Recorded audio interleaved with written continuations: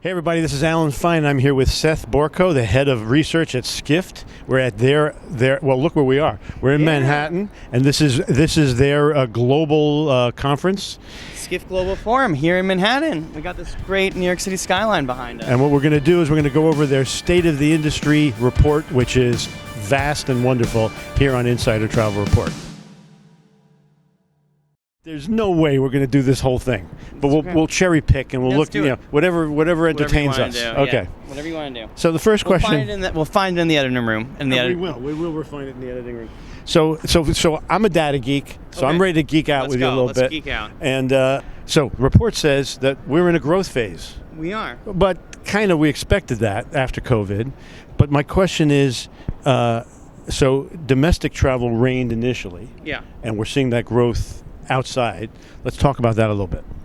Well, I mean, I think we saw this revenge travel after the pandemic. We had this huge amount of growth.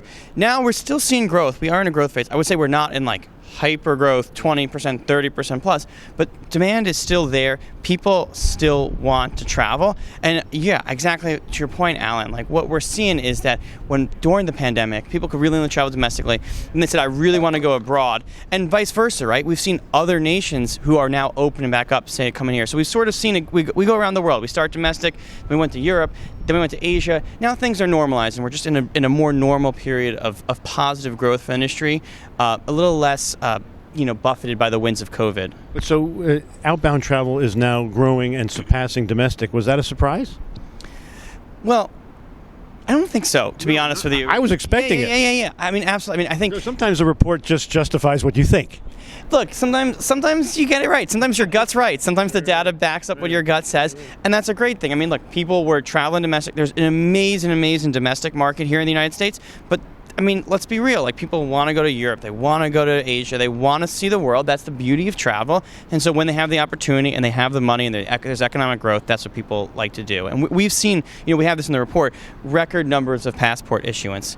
Right, so people are getting their passports. They're ready to go abroad. People think the U.S., that no one goes abroad in the U.S. They think there's like 5% of Americans. That was in 1990. 50% of Americans have a passport today, and so there's a lot of international travel happening. So do you think that these sporting events are also a motivator? Huge. Okay. Huge. Not just the Olympics. No, not just the Olympics. And the Olympics is once every 4 years, arguably once every 2 years. Reminds us that there's other sporting events. Yeah, that's right. But I mean, we had at the Global Forum here today, we had the Las Vegas Raiders on stage talking about how they're becoming a draw for people to visit Vegas outside of just the gaming. Of course, live sports are a huge thing. We just here in New York City, we had the Cricket World Cup. You don't think that that's a big sport. There's a billion people around the world watching cricket. To have it here in the United States is a big deal. We're going to host the World Cup. I mean, people are really, something that gets people, experiences, events. Those are things that get people motivated. And what's great about travel, Alan, is it happens in person, right? It's not digital, it's not remote, and that's the same thing with a lot of sports. You got to be there, you got to see it, you got to happen live. No one watches sports replays. You want to be there, and so if it's a once-in-a-lifetime sporting event, you're going to travel. You don't go, you don't experience it. Exactly. If you don't go, you don't experience it, and that's at the core of travel, and so it's been a big driver for our industry. So who's going where? So Americans are going where mostly, and who's visiting us mostly? We are going a lot of places. I mean, number one, outbound market. I mean, a lot of Americans are going to Europe. I would say, I don't have the numbers off the top of my head, but I would say that we saw trend-wise, we saw like a wave, right? We saw, when the pandemic first lifted, we saw a lot of people go to Europe. Asia was still closed. Now we are seeing a lot of Americans travel to Asia. That's not a cheap trip. It's not a quick trip, but there's a lot of interest. I mean, I'll just tell you personally, I'm planning a trip to Japan, and everyone I say that to says, just there, want to go, need to go. So I think there's a lot of Asia. In terms of who's coming inbound to us, I would say, unfortunately at this moment, it's maybe not so reciprocated. We have not seen a lot of recovery in terms of Japan, China, Korea, Asian visitors who were major visitors before the pandemic. They haven't come back to the U.S. in such big numbers. We've seen recovery of Mexico, of some European recovery, and the big one that we are particularly interested in tracking has been India. I guess India is technically Asia, but it's its own subcontinent, so they get their own thing. We are seeing huge amounts of inbound travel demand for Indian travelers wanting to come and visit us here in the United States. That's a very interesting market for us. It's amazing. If COVID hadn't happened, I think of the mankind as just a child being punished, and it's like, I don't like being cooped up. I mean, how much of this is, from your standpoint in this report, is COVID related, and how much isn't? Would any of this have still happened?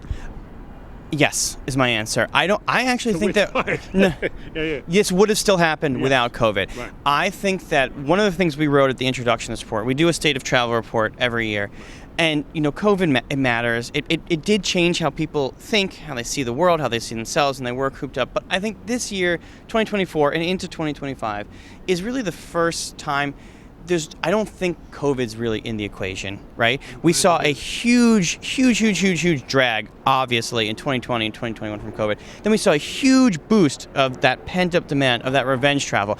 The revenge travel, in my opinion, and what we see in our data sets, revenge travel is mostly over. So I don't think we're really talking about COVID dynamics anymore. I think we've seen some changes in psyche because of COVID, but all those extra savings, all that that cooped up kid needing to run, those, all of us toddlers got out, we ran around, we got the Zoomies out, right? And now I think we're in a more normal period of demand, and there's still growth and there's still travel, but I don't see COVID as a core part of the story going forward. And also, has international travel become easier? Yes. I mean, that may be a part of it. I mean, are we talking short term or long term here, Alan? Oh, well, tell us, what's the difference? Well, I mean, in the short term, I'm not sure that international travel is necessarily easier. I mean, it has certainly gotten easier than it was in 2020, for instance. It was impossible, right. And that's why we're seeing such a boom in, say, like Japan, which only relatively recently lifted its travel restrictions. One of the things I like to talk about is just how much we take for granted how much more mobility there is in the world over the last 2-3 decades, right? Like, the average citizen of the world, the median visa gets you access to 90 different countries. Is that right? It used to be 50. Right. Yeah, exactly. So there's this huge, and that's huge for the inbound market. There's a huge population of people who previously didn't have the money, didn't have the visa, didn't have the mobility to travel the world, and now they can. So, are things easier now? And I mean, yes, the answer is yes to that question. And you have a little wealth, and you try to decide what to spend it on. You're finding that it's travel. We find that it is experiences, and we find that travel is at the very top of those experiences that people want to purchase. We see it across all generations, particularly with younger generations, but this is not just like an 18-year-old thing. We talk to 65-year-olds who are like, if I got extra money, I want to take a trip. And not as many I think the number is like 55% of baby boomers told us travel is more important to them now than it was before. It used to be just them, but it's not anymore. Not anymore. Now, 55% is the baby boomers. 75% of Gen Zs say travel is more important to them. And this is not just a U.S. trend. It's in India, it's in China, it's in the United Kingdom, it's all around the world. Travel experiences, and in particular travel, are much more important to people. And your findings on solo travel, there's a whole subsection. We have a whole subsection on solo travel. I mean, it's a big market. Yeah. It's a growing market. There's a lot of interest on it. It's been, in many ways, popularized on social media. You can see a lot of, influencers doing these solo trips. I also think that the solo market is a lot different than a lot of people believe it to be, right? Everyone thinks it's these 18-year-old backpackers, and there are plenty of 18-year-old backpackers, but increasingly there are older people. Widowers, widowers, people in their 30s, people are getting married later, having kids later. There's a lot more older solo travelers with serious purchasing power, and we're actually seeing but we're seeing some travel companies embrace that and offer these like luxury solo trip experiences. You're seeing group tour operators, you're seeing some hotels work on that, you're even seeing some hostels move upscale to cater to that more wealthier, even more older and more experienced solo traveler market. And then of course there's the classic 18-year-olds, and they're having a great time, and they're going around Europe and loving it. Now let's go from solo to multi-gen and the big families. Yeah, I mean, that continues to be a huge portion of the market. And again, I think, there's a misperception there, or not misperception, but easy to stereotype of a nuclear family, mom, dad, 1.5 children going on a trip together. There is, and you said the word, Alan, multi-generational. What we see is that a very common family trip archetype is grandma comes, or a cousin comes, or an aunt comes. So when you think family travel, I think it's often thought of as just mom, dad, kid. And that's not really, I mean, there is plenty of that, but that's not what so much of it is. The tag-along grandparent or the grandparent paying for the whole thing. Or I mean, that's the best. When the grandparents pay for it, that's the best kind of travel. So, and there's a lot of trips, and we're seeing, again, just like we're seeing specialization, and we're seeing some businesses travel for that specialize in that solo market. We are similarly seeing some businesses that are catering towards a family and travel market. Although it's a tough market. It's expensive to travel a trip with. It's expensive to travel with a family. It's sometimes really more complicated too. So, but you had a finding where the families are increasing. In other words, once they go, oh, we like this, and they do it again. Well, of course, who doesn't? Who wouldn't? Well, some families wouldn't. Well, yeah. I've got some stories, some big family fights that start on trips, but they plan to increase their budgets. That's one of the findings you found. Yeah, well, we find that for family trips, we find across the board when we talk to travelers, family travelers, but other travelers too. And this is sort of this economic outlook, and you're asking me about growth, your very first question to me. And we ask people, how are things going in the world? How's the economy? They say, I don't know, it's not great. How's politics? It doesn't matter what side of the aisle you're on, you're not happy with politics. Right. Everything's okay, so you're going to save your money, you're not going to take a trip. No, that's not what they tell us. We say, actually, I need the trip because I need that. And so when we talk to people, we talk to family travelers, we talk to all sorts of travelers, we say, are you going to spend more or less on travel in the next 12 months? More. That's what we see. And that's why we remain optimistic, even with all this uncertainty, even with all this stuff. We think that people, when you actually look at how people are voting with their dollars and you say, all right, forget about all the nonsense happening in the world, and God knows there's plenty of it. Are you going to take this trip? Are you going to travel with your family, with your grandparents, with solo, with whoever? The answer, we think, seems to be yes. Yeah. That's what they tell us. That's what they do. And we see next subsection, luxury. Luxury. Hey, that's a good one. So high earners are prioritizing travel.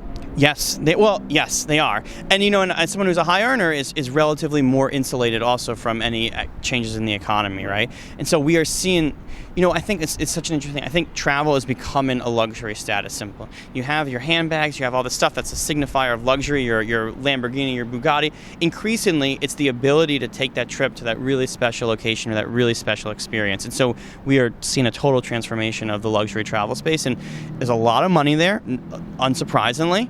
And there's a lot of businesses trying to chase it. Ritz-Carlton just launched this Uber Lux cruise ship. There's all sorts of cool stuff happening in that space.